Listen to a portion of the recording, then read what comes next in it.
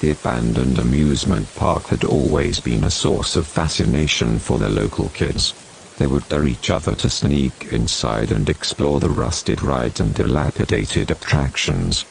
But when a group of teenagers decided to spend the night in the park, they quickly realized that they had bitten off more than they could chew. As they settled down on the rickety roller coaster for the night, they began to hear strange noises. At first, it was just the creaking of the old metal, but then they heard whispers, like someone was speaking in their ear. They tried to ignore it, but the whispers grew louder and more urgent. And then the rides began to move on their own, as if propelled by some unseen force. The teenagers screamed and ran, but they quickly found that the park had become a maze, with the exits disappearing as soon as they got close.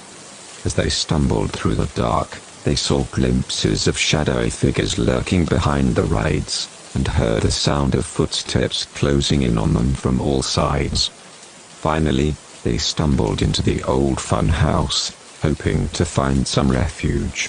But as they climbed the stairs to the top of the attraction, they found themselves confronted by a terrifying figure. It was like nothing they had ever seen before, a towering mass of twisted metal and rusted pipes. Its eyes glowed with an otherworldly light, and its voice was a low, rumbling growl. The teenagers tried to run, but the creature was too fast. One by one, it snatched them up and dragged them back into the darkness. Only one of them managed to escape, fleeing the park and vowing never to return. But the memory of the abandoned amusement park, and the creature that lurked within it, would haunt him for the rest of his life. As a child, Ava had always been afraid of the dark. She would huddle under her covers at night, listening into the sound of her own breathing and the creaking of the old house. But as she grew older, Ava learned to conquer her fears. She would sleep with just a nightlight on, and eventually even that became unnecessary. That is, until the night she woke up to find herself in complete darkness. At first, she thought it was a power outage, but then she realized that even the light from the street lamp outside was gone. The darkness was thick and oppressive, and she could feel it pressing down on her like a physical weight. And then she heard it, a low, rumbling sound that seemed to be coming from the darkness itself. At first, she thought it was just her imagination, but the rumbling grew louder and more insistent.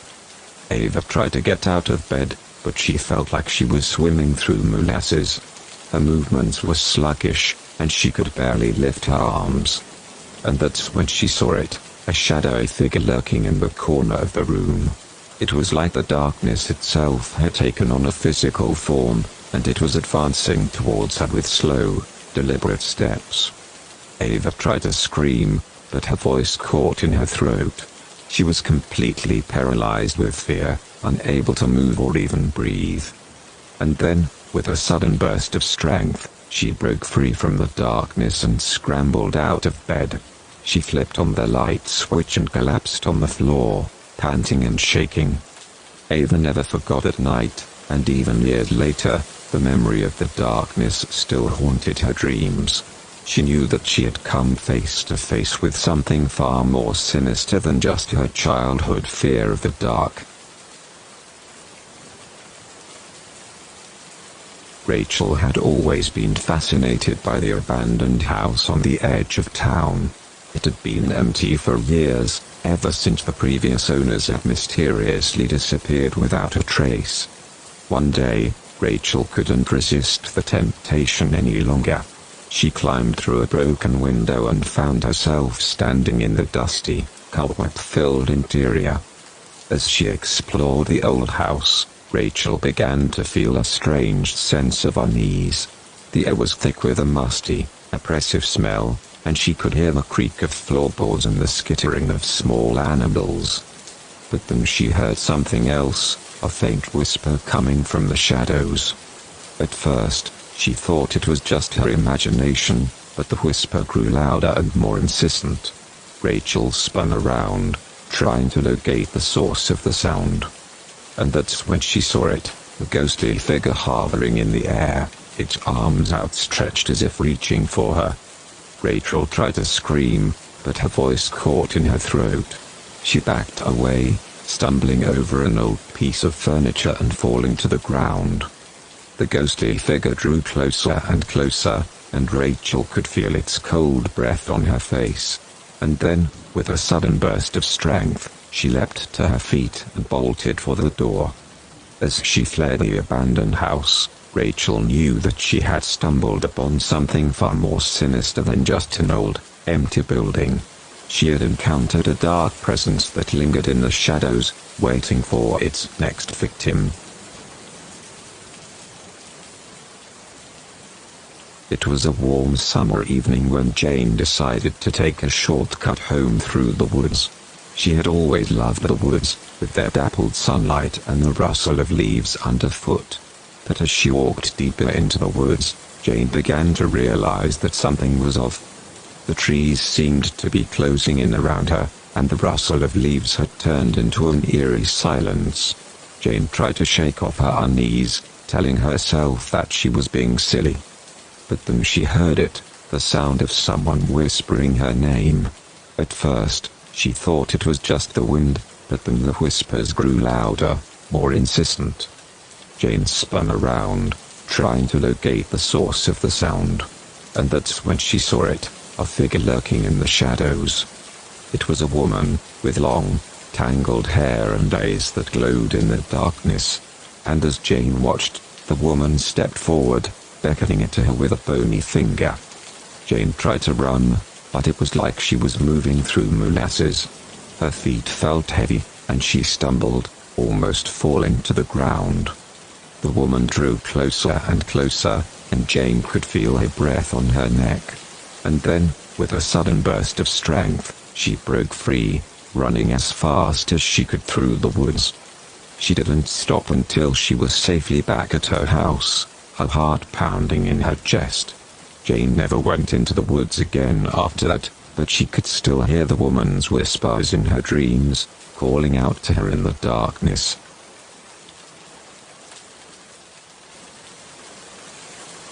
Emily had always been fascinated by abandoned places. So when she heard about an old, abandoned mansion just outside of town, she knew that she had to explore it. As she made her way through the overgrown gardens and up the crumbling steps, Emily couldn't help but feel a sense of excitement and apprehension. The mansion was in a state of disrepair, and it was clear that no one had been there in years. As she stepped inside, Emily was hit by the musty smell of old wood and decay. The floors creaked beneath her feet, and the walls were covered in peeling wallpaper.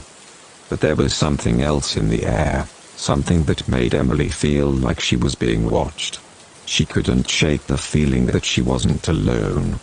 As she explored the mansion, Emily began to notice strange things happening around her.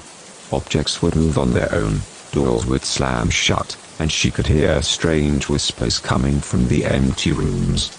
Emily tried to ignore these occurrences, telling herself that it was just her imagination playing tricks on her. But as the days went on, the strange happenings only grew more frequent and intense. One night, as Emily was exploring the attic, she heard a blood-curdling scream coming from somewhere deep within the mansion. Terrified, she ran towards the source of the sound, only to find that the door leading to the basement was now open. With a sense of dread, Emily made her way down the creaky stairs, her flashlight casting eerie shadows on the walls. What she found in the basement would haunt her for the rest of her life. There, in the dim light, she saw the ghostly figure of a woman, dressed in a long, flowing gown. The woman was crying, and as Emily approached her, she felt a cold breeze blowing through the room. Emily knew that she had to leave the mansion as soon as possible, but something was holding her back.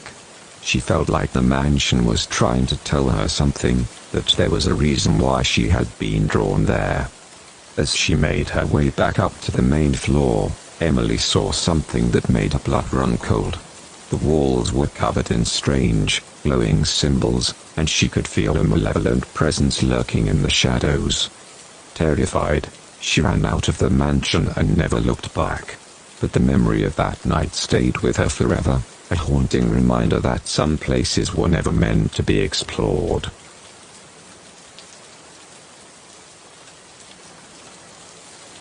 Sarah had always been an adventurous person. So when she heard about a mysterious island that had never been explored before, she knew that she had to be the one to discover its secrets.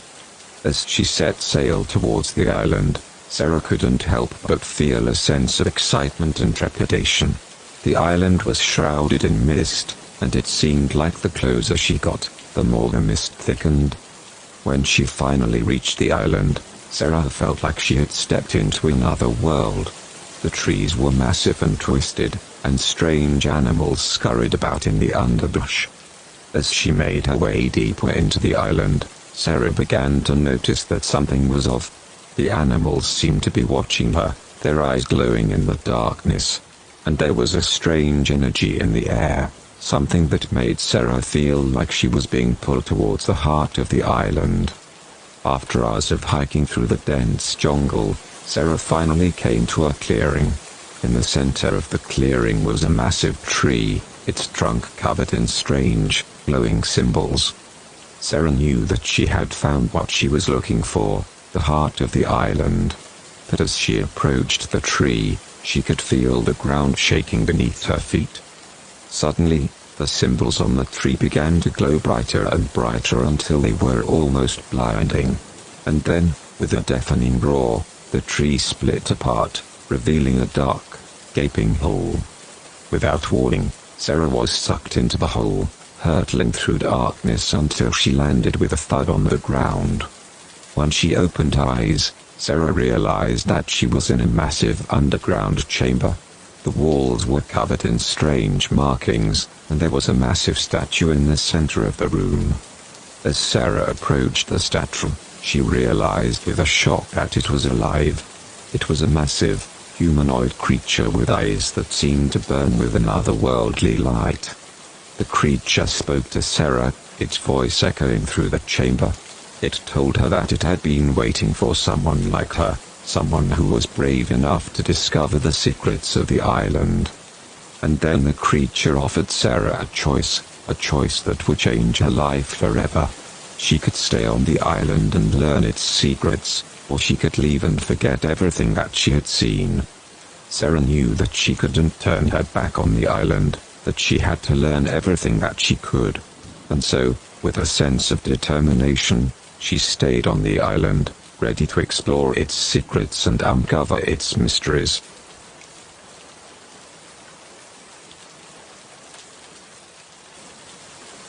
The day had started out like any other for Jenna. She woke up, got dressed, and headed out to work. But as soon as she stepped out of her apartment, she knew that something was different. The world around her had changed. The buildings were taller, the streets were wider, and the people were different. Jenna felt like she had stepped into a different universe. Confused and disoriented, she tried to find her way back to her office, but everything was unfamiliar. She asked people for directions, but they looked at her like she was crazy. As she wandered through the city, Jenna began to notice strange things happening around her. The sky turned dark, even though it was midday, and the air was filled with a strange, electric energy. Just when she thought things couldn't get any weirder, she saw a group of people wearing strange, hooded robes. They were chanting in a language she didn't understand, and she could feel their eyes on her. Jenna tried to run, but she couldn't shake the feeling that she was being followed. She turned a corner and saw a door that she hadn't noticed before.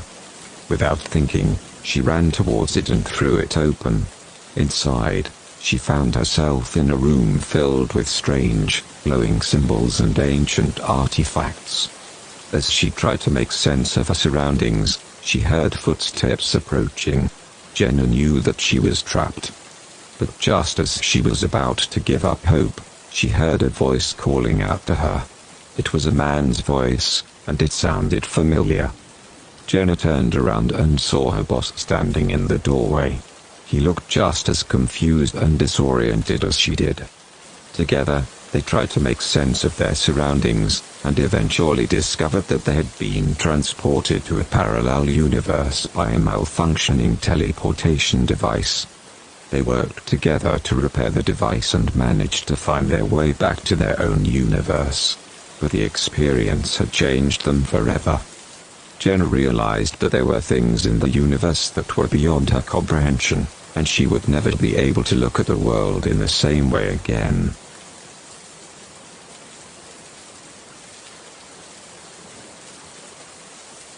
As soon as Marcus entered the dark forest, he knew that he was lost.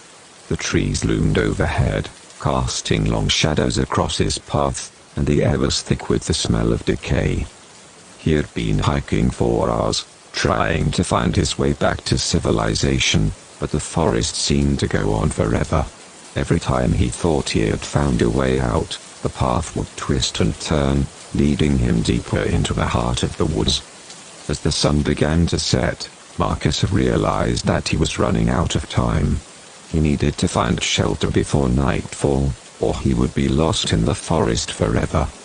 Just as he was starting to lose hope, he saw a glimmer of light in the distance. He quickened his pace and soon found himself standing in front of a small cabin. The cabin was old and weather-beaten, but it looked like it might offer some shelter from the darkness of the forest. Marcus cautiously approached the door and knocked. There was no answer, but the door creaked open, revealing a dimly lit interior. Marcus stepped inside, feeling a sense of relief wash over him. But as soon as he closed the door behind him, he realized that he was not alone. The cabin was filled with shadowy figures, lurking in the corners and along the walls. Marcus tried to run, but the figures closed in around him, trapping him in their grasp. He could feel their cold fingers closing around his neck, and he knew that he was going to die. Just as he was about to give up hope, he heard a voice whisper in his ear. "I can help you," it said. Marcus turned around and saw a woman standing behind him. She was beautiful, with long, dark hair and piercing green eyes. Without thinking, Marcus followed her deeper into the cabin. She led him to a secret room, hidden behind a bookcase, where she revealed her true identity. The woman was a witch, and she had been living in the forest for centuries. She promised to help Marcus find his way out of the woods, but in return, he would have to give her something valuable. Marcus agreed, and the witch gave him a potion that would guide him out of the forest. He drank it and felt a surge of energy course through his veins. As he stepped back out into the forest, he realized that he was no longer lost. The potion had worked, and he knew exactly where to go to find his way back to civilization. But as he walked away from the cabin, he knew that he had made a deal with the devil. The witch would come to collect her payment someday, and Marcus would be powerless to stop her.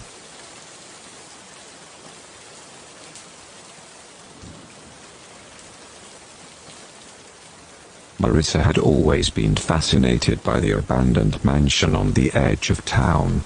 It had been vacant for as long as she could remember, with boarded-up windows and an overgrown lawn. One day, as she was walking past the mansion, she noticed a small figure in the window. It was a child, waving frantically at her. Marissa was taken aback, but she couldn't ignore the child's desperate pleas for help. She found a way into the mansion and climbed the creaky stairs, following the sound of the child's voice. As she reached the top of the stairs, she saw a door cracked open. Inside, she found a small girl, no older than 6, huddled in a corner. The girl was scared and alone, and Marissa promised to help her. But as they made their way back down the stairs, they heard a low growling sound coming from the basement. Marissa hesitated, but the girl begged her to investigate. They cautiously made their way to the basement door and peered inside. What they saw made their blood run cold. A massive, snarling creature was chained up, its eyes fixed on them with a feral intensity. Marissa and the girl ran from the mansion as fast as they could, but they couldn't shake the feeling that they were being followed. And as they looked back, they saw the shadow of the creature looming behind them, hungry for its next prey.